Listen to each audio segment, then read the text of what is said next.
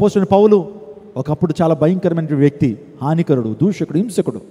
ఎప్పుడైతే దమస్కు గేట్ దగ్గరికి వచ్చినప్పుడు, when he came to the place called Damascus gate, ఆ వ్యక్తి దేవుని శక్తిని పొందుకున్నాడు, రూపాంతరపరచబడ్డాడు, సౌలు పౌలుగా మార్చబడ్డాడు. అప్పుడు వరకు అందరికి ఇన్స్ట్రక్షన్ చేసి వాళ్ళని ఎలా చంపుదాం అని మాట్లాడేవాడు. ఎప్పుడైతే పౌలుగా మార్చబడ్డాడు, చేతులు కట్టాడు, నేను ఏం చేయాలి ప్రభు అంటున్నాడు.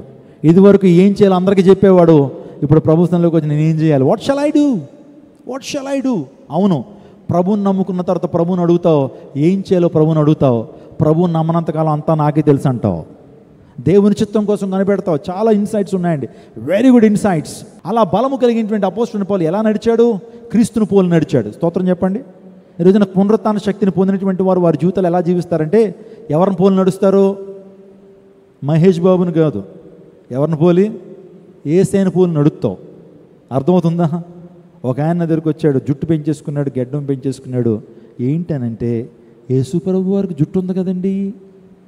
ఒరే బాబు, పై రూపాన్ని చూడొద్దు, యేసయ్య యొక్క జీవితాన్ని మాదిరిగా పెట్టుకో. ఆయన ఎలా మాట్లాడాడు, ఎలా ప్రేమించాడు, శత్రువుని ఎలా ప్రేమించాడు, ఎలా పరిశుద్ధంగా జీవించాడో, ఇది ఆయన పోలికలో నడవటం అంతే. ఎలా నడుస్తున్నావు? ఆయన పోలికన నడవాలి. నేను 2 పక్షుల యొక్క నడకలు చెప్తాను. ఒకటి కాకినడక.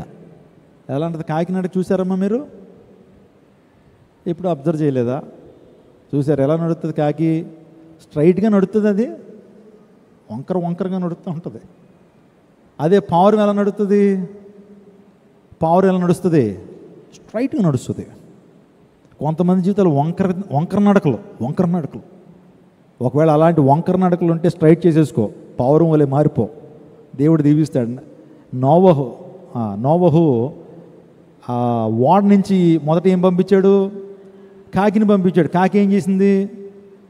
చనిపోయిన మృతదేహాల మీద పడి పీక్కు తింటా ఉంది కాకి. పాపం నోవహు చాలా డిసప్పాయింటెడ్. ఏదన్నా ఇన్ఫర్మేషన్ తీసుకొస్తుంది, భూమి మీద ఇంకా నీళ్ళు ఆరినాయో లేదో చెప్తుందని చెప్పి తీసుకొస్తే అది నేరుగా ఎక్కడికి వెళ్ళి వాలింది? మృత కళేబరాల మీద. మంచి ఆహారం దొరికింది, చచ్చిపోయిన వాళ్ళు ఉన్నారు కదా, వాళ్ళ మీద వాలింది. ఆ తర్వాత కాసేపు ఉన్న తర్వాత దేన్ని పంపించాడు? పావురాన్ని పంపిస్తే ఆ పావురం ఏం తీసుకొచ్చింది? ఒలీవ ఆకును తుంచుకుని వచ్చింది. మనం కూడా ఎలా ఉండాలా? టైం దొరికితే పాపం మీద వాలేయటం కాదు, టైం దొరికితే ఎక్కడ పాపం చేసేద్దామా, లేకపోతే ఎక్కడ అపవిత్రమైన కార్యం చేసేద్దామా అని చెప్పి దొరికిందే సొందన్నట్టుగా కాకిలాగా బిహేవ్ చేయకూడదు. మనం ఏం తుంచుకుని రావాలి? ఒలీవ ఆకుని తుంచుకుని రావాలి. ఒలీవ ఆకు ఆనందానికి, సంతోషానికి, జీవానికి సాదృశ్యం. ప్రియదేవునాగమా, క్రీస్తును పోలి నడవాలి. ప్రభువుని సంతోషపెట్టేటువంటి అనుభవాన్ని కలిగి ఉన్నాడు ఎవరు? నేను ఏం చేసినా ప్రభువుకి సంతోషం రావాలి. నేను ఏం చేసినా, what ever I do, I should please my God, not people. నేను నా దేవునికి మహిమ తీసుకురావాలి తప్పించి నా దేవుని సంతోషపెట్టాలి. కానీ మనుషుల్ని సంతోషపెట్టగోరితే నేను వ్యర్థుడిని అన్నాడు. మనం ఒకవేళ మనుషుల్ని సంతోషపెట్టాలని తహతాలు ఆడేస్తున్నామా, దేవుని దుఃఖపరుస్తున్నామా, మనం వ్యర్థులం అవుతాం. మూడవదిగా అపోస్తలుడైన పౌలు తన ప్రాణాన్ని ఇవ్వడానికి కూడా సిద్ధపడ్డాడు. అంటే పునరుత్థాన శక్తిని కలిగినటువంటి వాడు, పునరుత్థాన అనుభవాన్ని కలిగినటువంటి వాడు క్రీస్తుని పోలి నడుస్తాడు. రెండవదిగా ప్రభువుని సంతోషపెడతాడు. అవసరమైతే ప్రభు కోసం ప్రాణాలు అర్పిస్తాడు. అపోస్తలుడైన పౌలు చేసింది అదే. అవసరమైతే ప్రభు కోసం ప్రాణాలు ఇస్తానని చెప్పినటువంటి వాడు. యెరూషలేములో ఆ రోమా ప్రభుత్వము ఈ యొక్క అపోస్తలుడైన పౌల్ని బిహేడింగ్ చేశారు. బిహేడింగ్ అంటే చిరశ్ఛేదనం చేశారు. ఆ టైంలో హతసాక్షిగా మార్చబడ్డాడు అపోస్తలుడైన పౌలు.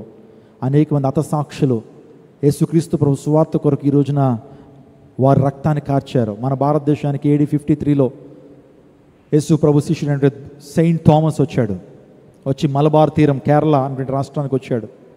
అక్కడ క్రీస్తు సువార్తను ప్రకటించాడు. మొదట అతను రక్షించింది ఎవరంటే సనాతన బ్రాహ్మణవాదం కలిగినటువంటి వారు, బ్రాహ్మణ భావజాలం కలిగినటువంటి వారు. ఆ ఒక నదిలో వారు సంజ వారుస్తున్నప్పుడు వెళ్ళి అడిగాడు, దేన్ని పూజిస్తున్నారంటే సూర్యుని అన్నారు. చాలా సంతోషం. ఒకవేళ మీరు ఆ సూర్యుడే కనుక నిజంగా సృష్టికర్త అయితే మీరు ఈ నది నీళ్ళు ఇలా తీసుకున్నారు కదా, ఈ నది నీళ్ళు గుప్పిళ్ళతో మీరు దోశలతో ఇలా తీసినప్పుడు ఆ నది నీళ్ళలో ఆ నదిలో గుంట పడాలి. నీళ్ళు ఇలా పైకి వేసినప్పుడు ఆ నీళ్ళు అలా నిలవాలి. చేయండి, మీ సూర్యుడు వల్ల అవుతుందేమో అని చెప్పి ప్రార్థన చేసి చేయండి అంటే వాళ్ళు చేయలేపారు. కానీ అప్పుడైతే యేసుక్రీస్తు ప్రభుని ఆరాధిస్తున్నట్టు తోమా, యేసయ్యా భారతదేశంలో నీ సువార్త ప్రకటించబడాలంటే ఒక అద్భుతం జరగాలి అని చెప్పి ఆ వ్యక్తి నది నీళ్ళలోకి దిగాడు. దోసిన నీళ్ళతో ఆ నీటిని ఎలా తీశాడు, గుంట పడింది, నీళ్లు పైకి వేసేటప్పుడు నీళ్ళు నిలిచిపోయినాయి. అద్భుతం. నిజంగా వారు షాక్ అయిపోయారు. మీరు చూస్తున్నారు ఈ ఫోటోగ్రాఫ్ని చూడండి ఒకసారి. ఇది ఎప్పుడైతే జరిగిందో ఆ యొక్క బ్రాహ్మణవాదం కలిగినటువంటి వారు వెంటనే ప్రభు ఎవరో అని తెలుసుకోవడం ప్రారంభించారు. వేద ఋషులు రచించినటువంటి ఆ గ్రంథాల్లో వచ్చేటువంటి ఆ సూక్తులు, శ్లోకాలు, లేకపోతే ఆ ప్రజాపతికి ఉండాల్సిన లక్షణాలన్నీ కూడా థామస్ ఎప్పుడైతే చెప్పగానే వారు యేసుక్రీస్తు ప్రభువును తమ సొంత రక్షణగా అంగీకరించారు మన భారతదేశంలో. ఆ తర్వాత ఆ రాజ్యాన్ని పరిపాలన చేస్తున్న ఒక రాజు, అతని పేరు గోండోఫరస్ అనే రాజు, అతనికి 8 మంది సామంత రాజులు తర్వాత రక్షించబడ్డారు. అలా అలా అలా భారతదేశానికి సువార్త వచ్చింది.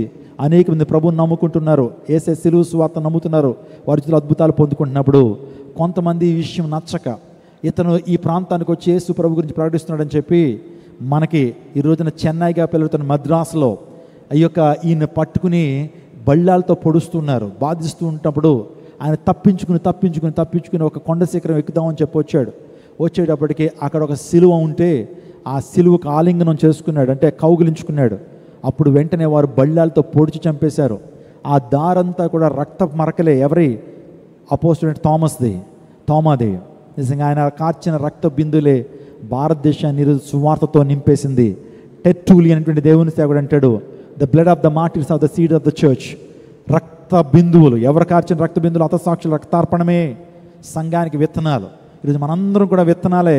అపోస్తలుడైన పౌలు చేసినటువంటి ఆ యొక్క గొప్ప త్యాగాన్ని బట్టి అతను కార్చిన రక్త బిందువులు ఎంతమందిని రక్షిస్తే, ఒక దేవుని సేవకుడు కార్చిన రక్త బిందువులు అనేక మందికి రక్షణలోకి నడిపిస్తే అనటంలో ఏ విధమైన సందేహం లేదు. భయపడొద్దు. దేవుని సేవకులు, దేవుని బిడ్డలకు శ్రమ వస్తుంది. అంత్య దినాల్లో వారిని ఏం చేసి శ్రమల పాలు చేసి చంపేదరని దేవుని లేఖనం సెలవిస్తూ ఉంది. మత్తయి సువార్త 24:9 నా ప్రియ దైవజనాగమ, ఈ రోజున ఈ యొక్క రిజరక్షన్ అనేటువంటిది మనకు బలాన్ని ఇస్తుంది. రిజరక్షన్ మన మునేత్రాలను వెలిగిస్తుంది. ఇంకోటి ఏంటి? రిజరక్షన్ మనకు ధైర్యాన్ని ఇస్తుంది. కాబట్టి ధైర్యంగా ఉండండి. చాలామంది ఏమనిస్తున్నారు, భయపడొద్దు. God is going to give you bright futures. దేవుడు మీకు మంచి భవిష్యత్తును ఇవ్వబోతున్నాడు. God is going to give you peace and happiness in your life. God is going to make you as a new creation.